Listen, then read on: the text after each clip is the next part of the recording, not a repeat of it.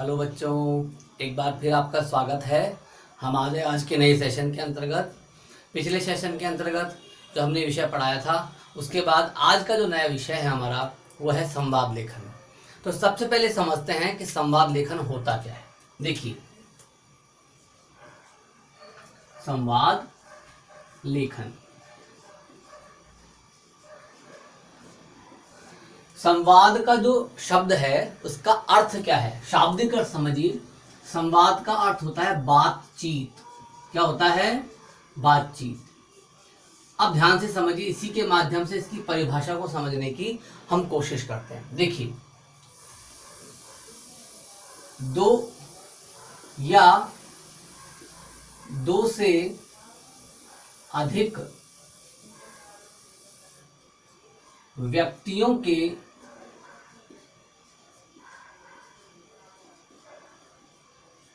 मध्य हुए वार्तालाप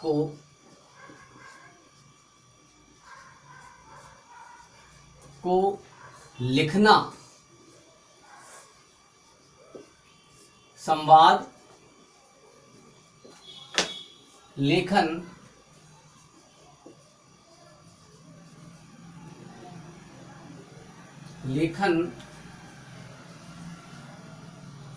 कहते हैं। अब इसमें दो बातें बड़ी महत्वपूर्ण निकल करके आई हैं। पहली बात तो है, संवाद लेखन का मतलब होता है बातचीत, यानी कि अब बातचीत किस किस के बीच में होगी? मिनिमम दो व्यक्ति तो चाहिए वहां पर। तो दो या दो से अधिक, दो व्यक्ति हों या दो से अधिक व्यक्तियों की आपस में जो बातचीत होती है, आपस में जो वार्तालाप होता है, उस वार्तालाप को ही हम संवाद लेखन के माध्यम से प्रस्तुत करते हैं। उस बातचीत को लिख दिया जाए, जैसे लिखोगे वो संवाद लेखन में परिवर्तित हो जाएगा। अब दूसरी महत्वपूर्ण बात है, संवाद लेखन करते समय ध्यान रखने योग्य बातें, ध्यान रखने योग्य बातें।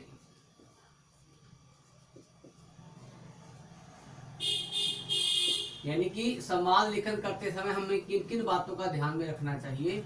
चलिए इसका एक उदाहरण ले लेते हैं। ठीक है, क्या क्या चीजें हैं वो ध्यान रखनी। देखिए, पहली चीज है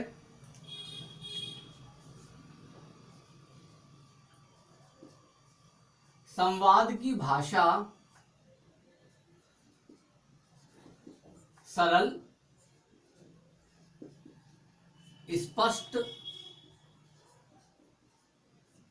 व धारा प्रवाह होनी चाहिए।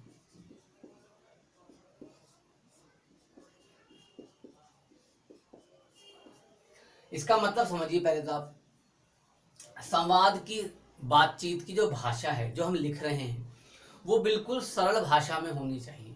क्योंकि जब दो व्यक्ति आपस में वार्तालाप करते हैं या बातचीत करते हैं, या दो से अधिक व्यक्ति बातचीत करते हैं, तो सामान्यतः वो बहुत अधिक कठिन शब्दावली का प्रयोग नहीं करते हैं।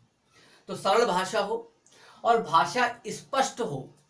स्पष्ट होने का मतलब है कि लिखते समय आपकी भाषा में स्पष्टता होनी चाहिए। विषय के अनुसार भी, कि किस विषय पर बात की जा रही है, विषय के अनुसार ही बातचीत हो, तो वहां भी स्पष्टता होनी चाहिए। और जो शब्द आप लिख रहे हैं वो भी शब्द बिल्कुल स्पष्ट लिखे जाने चाहिए। तीसरी बात जो कह रहा है, धारा प्रवाह, यानी कि जब आप लिखें और जब व्यक्ति उसको कोई पढ़े, तो पढ़ने के बाद लगना चाहिए कि इसमें एक प्रवाह है, एक रफ्तार है, एक गति है। ऐसा नहीं बीच बीच में रुकावट आ गई। अब रुकावट किस किस चीज से आएगी? आपसे बातचीत का विषय कुछ और आपने कुछ दूसरे विषय पर बातचीत लिखना प्रारंभ कर दिया, तो ऐसी स्थिति में उसकी धारा प्रवाह के अंतर्गत समस्या उत्पन्न हो जाएगी। तो याद रखिएगा, संवाद की भाषा सरल हो, स्पष्ट हो और धारा प्रवाह होनी चाहिए। पहली बात। अब हम बात करते हैं दूसरा, कि दूसरी ध्यान रखने योग्य बातें क्या हैं। तो वह है वाक्य संक्षिप्त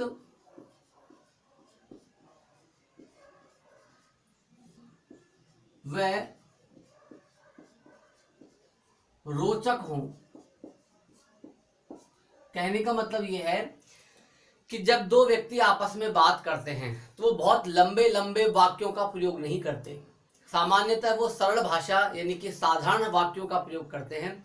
तो वाक्य छोटे होने चाहिए परंतु प्रभावशील हों, उनके अंदर अर्थ की गहराई हो और साथ में रोचकता बनी रहे। उबाऊ भाषा का प्रयोग नहीं करना है, ऐसे विचार विमर्श नहीं करना जैसे कि सामने वाला पहले से पहचान ले कि क्या बात करने वाले हैं।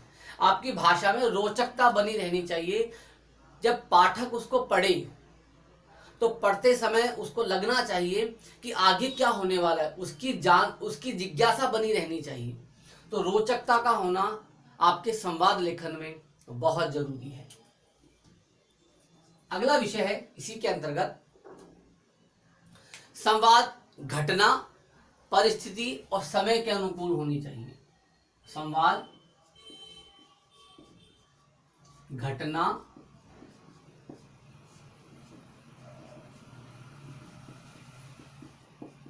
परिस्थिति और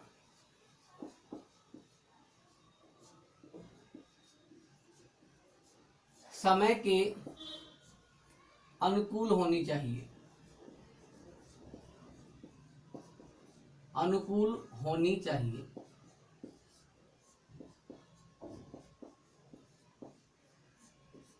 देखिए, संवाद जो भी हो वो एक किसी निश्चित घटना पर आधारित होनी चाहिए। जैसे कि आपका एक विषय हमने लिया कि एक सब्जी वाला और एक महिला बात कर रहे हैं।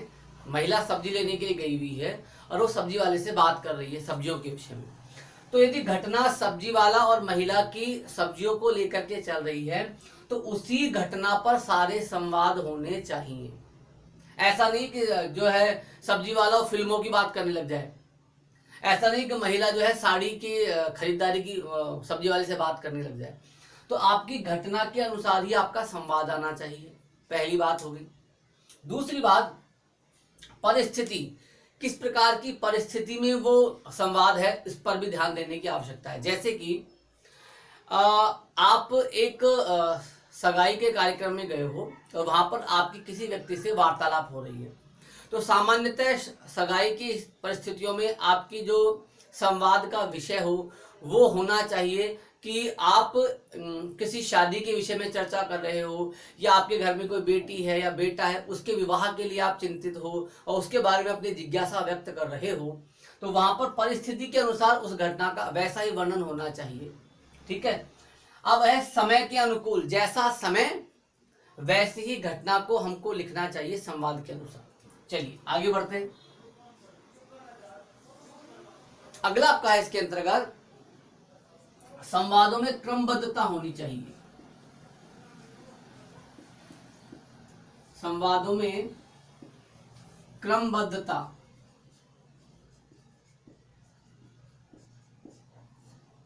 होनी चाहिए।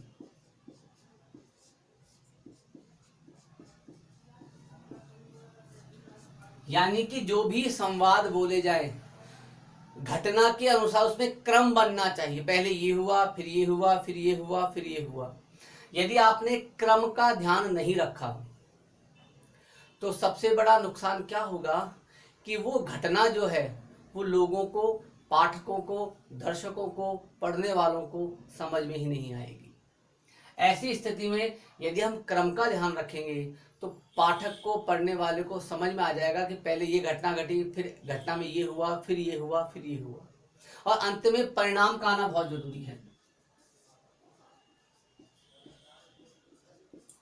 संवादों में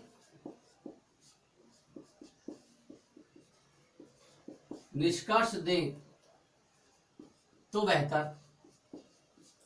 ऐसा नहीं कि बिना निष्कर्ष के संवाद अच्छे नहीं होते, परंतु यदि लास्ट में वार्तालाप के माध्यम से, विचार विमर्श के माध्यम से, बातचीत के माध्यम से एक परिणाम तक हमको पहुंचना चाहिए कि भाई यहाँ ये इस विषय का ये सरलीकरण है, ये इसका हल है, ये इसका समाधान है।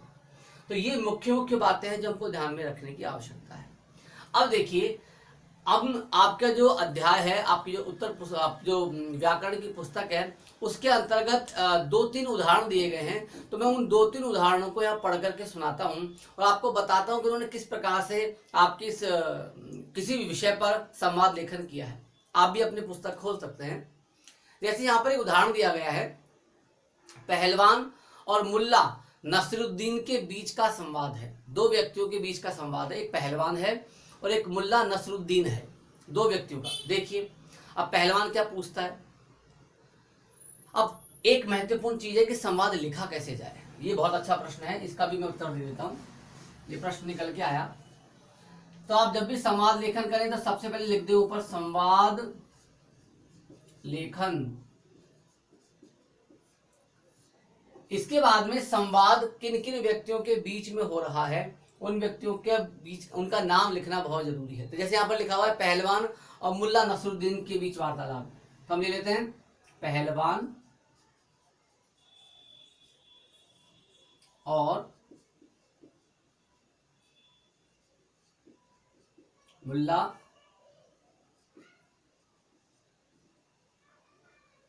नसरुद्दीन के बीच वार्तालाप।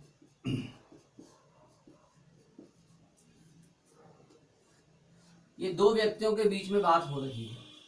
इस प्रकार से आप टाइटल यानी कि शीर्षक बना दीजिए। इसके बाद में सपोज करें पहलवान है तो पहलवान यहां लिखेंगे। पहलवान अपना पहला वाक्य प्रारंभ करेगा, पहलवान के बाद कोलन लगाइए, ठीक है। और इसके बाद में पहलवान पहला वाक्य बोलेगा, फिर उसके बाद नसरुद्दीन आ जाएगा,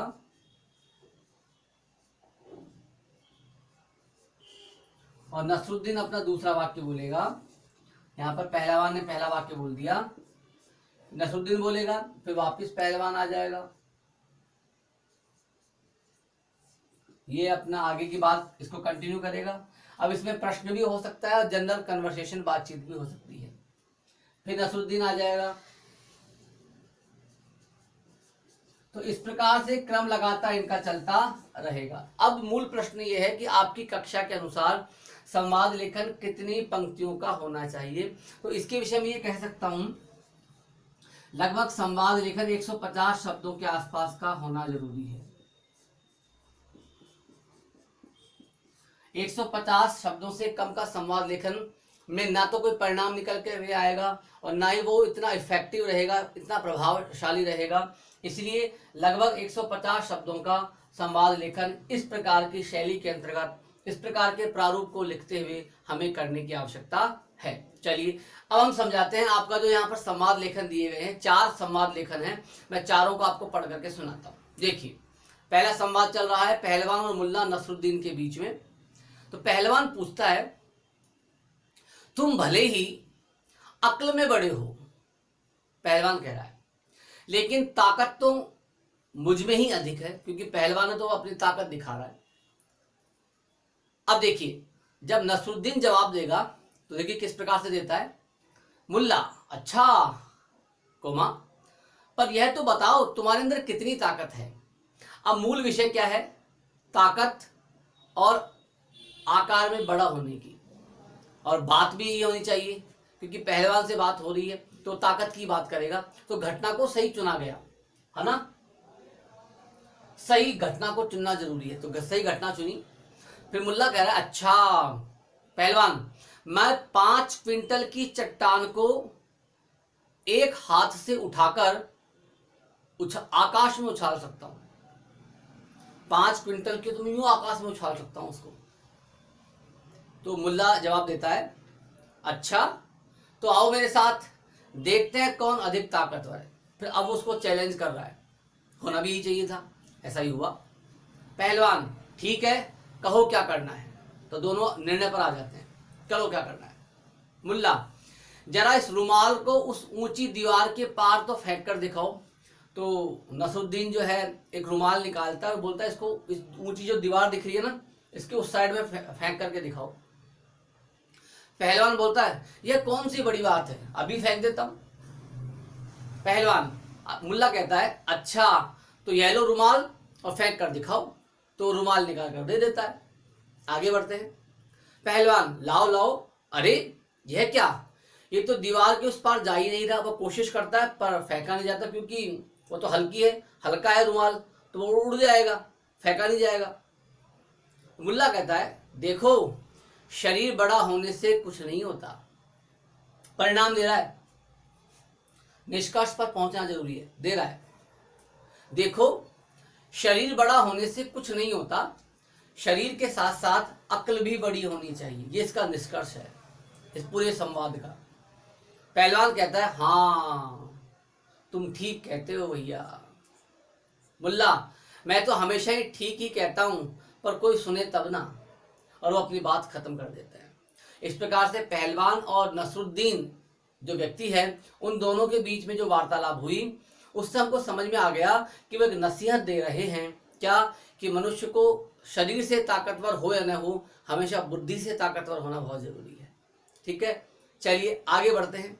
अगला एक और संवाद है, और वो संवाद चल रहा है नागराजन के घर पर मोइप्पा व देवयानी के बीच संवाद। नागराजन एक व्यक्ति है, उसके घर पर मोइप्पा नाम का एक व्यक्ति और देवयानी नाम की एक महिला के बीच में वार्तालाप चल रही है, बातचीत चल रही है। देखिए मोइप्पा क्या कहता है। मोइप्पा, भैया शहर गया है। अरे हाँ, तुमने भैया का एल्बम देखा?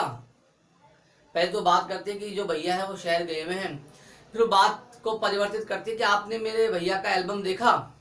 देवयानी कहते देखा। यहां पर एक वाक्य संक्षिप्त हो, छोटे छोटे वाक्यों में बात की जा रही है। आप नोट कर रहे हैं इस बात को। छोटे वाक्य, रोचक वाक्य, रोचक भी हैं, क्योंकि छोटे वाक्य जितने होंगे उतने ही वो प्रभावशाली हो जाएंगे।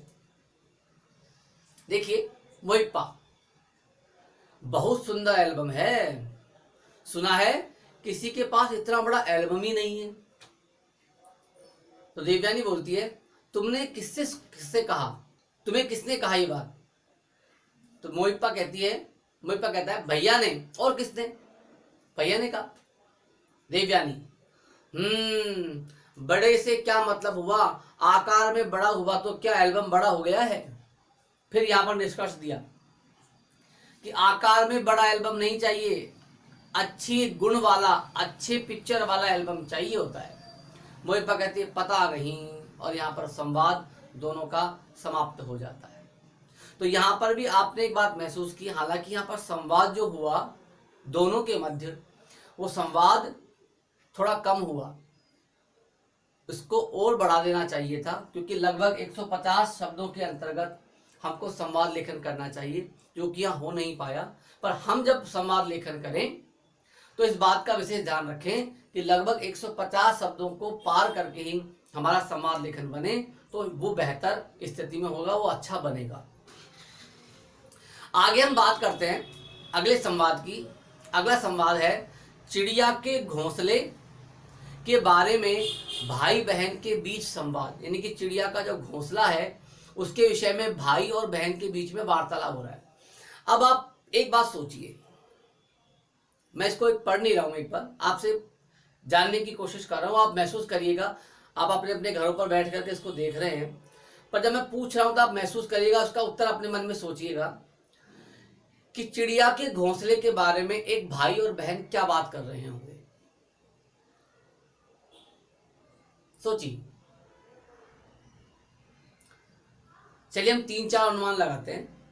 एक अनुमान है कि चिड़िया का घोंसला उनके घर के आसपास में उनके पेड़ पर की डाल पर कहीं बन गया है, और उन्हें लगता है कि जो चिड़िया का घोंसला है ये कहीं इसमें से अंडे गिर न जाएं, इसलिए उनको चिंता हो रही है, और उनकी चिंता के विषय में वार्तालाप करते हैं। एक कारण हो सकता है। दूसरा, जो भाई है वो बड़ा हो सकता है और विज्ञान का विद्यार्थी हो सकता है, तो बहन छोटी है, तो विज्ञान से संबंधित घोंसलों के आधार पर वो प्रश्न कर सकती है। तीसरा, बहन जो है भाई से विचार विमर्श कर सकती है कि किस प्रकार से चिड़िया अपने अंडे देती है, किस प्रकार से अपने बच्चों को पालती है, किस प्रकार से ये अपने बच्चों को दाना खिलाती है, उसके बारे में चर्चा हो सकती है। तीसरी चर्चा हो सकती है कि भाई और बहन आपस में वार्तालाप कर रहे हैं कि चिड़िया बोलती नहीं है, परंतु बिना बोले अपने परिवार के लिए सब कुछ करती है, भगवान ने इनको बोलने की क्षमता नहीं दी जो मनुष्य उनको समझ सके। हालांकि आपस में बात करते होंगे, परंतु इनके आपस में क्या वार्तालाप होती होगी जब एक चिड़ा और चिड़ी आपस में बात करते होंगे। तो एक कल्पना के माध्यम से दोनों विचार कर सकते हैं कि जब एक चिड़ा एक चिड़ी से बात करेगा तो किस प्रकार की वार्तालाप करेगा। तो देखिए इन्होंने कौन सा अपनाया है, ये मेरी तरफ से अनुमान थे, आपकी तरफ से अनुमान आपने लगाए होंगे। देखते हैं यहाँ कोई सा भी लिख सकते हैं, ऐसा नहीं जो हम अनुमान लगा रहे हैं वो गलत होगा या आप जो अनुमान लगा रहे हो वो गलत होगा। वो गलत नहीं होगा, पर उसका एक उद्देश्य निकलना चाहिए, उसका एक निष्कर्ष निकलना चाहिए। बस महत्वपूर्ण बात ये है निष्कर्ष का निकलना। देखते हैं यहाँ पर क्या आता है। श्यामा, क्यों भाई, अंडों में से निकलकर बच्चे फुर्र से उड़ जाएंगे क्या? तो विज्ञान से जुड़े हुए प्रश्न कर रही है, भाई उसका जवाब दे रहा है। भाई बड़ा है केशव। अरे नहीं पगली, अब भाई बहन ऐसे बात करते हैं तो ऐसे लिखा उसने। पहले पर निकलेंगे, पहले उसके पैर निकलेंगे। फिर श्यामा पूछती है, बच्चों को चिड़िया क्या खिलाएगी बेचारी? बच्चों को क्या खिलाएगी बेचारी?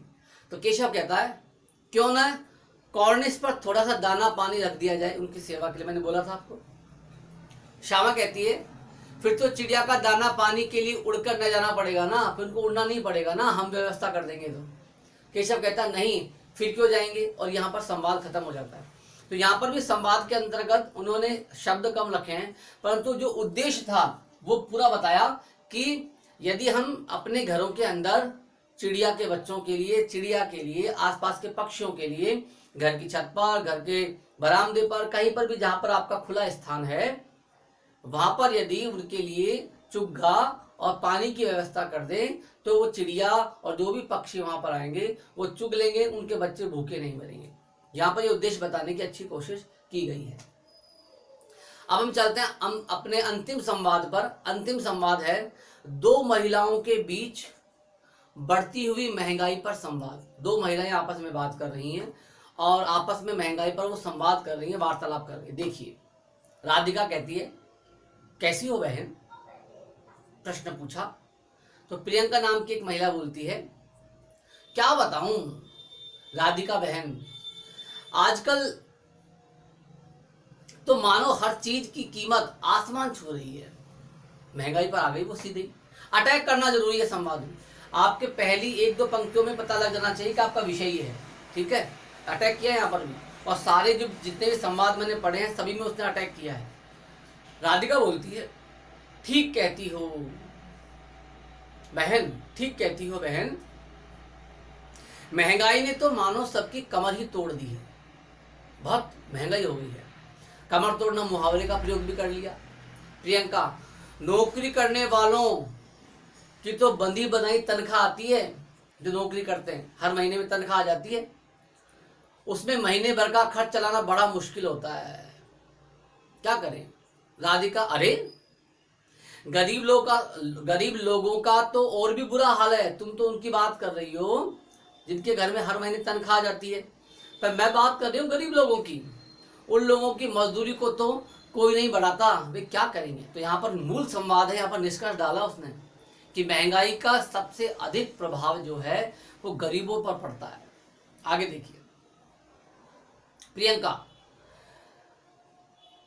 महंगाई तो दिन प्रतिदिन बढ़ती ही जा रही है, लेकिन हमारे वेतन तो उस हिसाब से नहीं बढ़ते। करें तो क्या करें, कोई इलाज ही नहीं है, क्या किया जाए समझ में ही नहीं आ रहा। और इस प्रकार से यहाँ पर दोनों का वार्तालाप समाप्त हो जाता है। तो यहाँ पर उद्देश्य डालने की कोशिश की गई। हालांकि यहाँ पर भी एक दो लाइन और ऐड की जा सकती थी, क्योंकि 150 वर्ड्स यहाँ पर भी नहीं हुए। तो मूल बात यह है कि यहाँ पर उन्होंने कोशिश की है अच्छा लिखने की। तो हम अगले सेशन में आपसे मिलेंगे, और अगले सेशन के अंतर्गत आपकी जो आपका जो प्रश्नोत्तर दिए गए हैं उस प्रश्नोत्तर के अंतर्गत से हम कोशिश करते हैं कि आपके 2 से 3 संवाद लिख करके आपको समझाएं कि किस प्रकार से विषय आधारित घटनाओं को ध्यान में रखते हुए, परिस्थितियों का ध्यान रखते हुए, संक्षिप्त वाक्य रचना के साथ में निष्कर्ष लिखते हुए किस प्रकार से संवाद लेखन किया जा सकता है। तो इसका विधिवत ज्ञान और विधिवत लेखन हम आपको आपके साथ अगले सेशन में करते हैं। तब तक के लिए धन्यवाद।